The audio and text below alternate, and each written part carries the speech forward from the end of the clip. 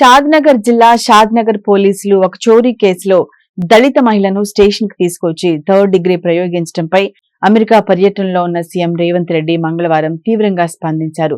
Case పూర్వాపురాలు తెలుసుకుని బాధ్యులైన అధికారులపై చర్యలు తీసుకోవాలని ఆదేశించారు. బాధిత కుటుంబానికి అండగా ఉండాలని డిప్యూటీ సీఎం భట్టి విక్రమార్కతో మాట్లాడారు.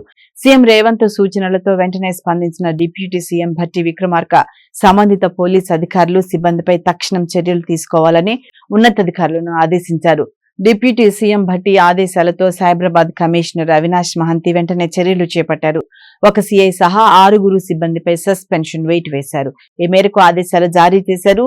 కమిషనర్ అవినాష్ మహంతి ఇందిరమ్మ రాజ్యంలోని ప్రజా ప్రభుత్వంలో షాద్నగర్ వంటి సంఘటనలను సహించబోమని డిప్యూటీ సీఎం భట్టి పోలీసు అధికారులకు స్పష్టం చేశారు.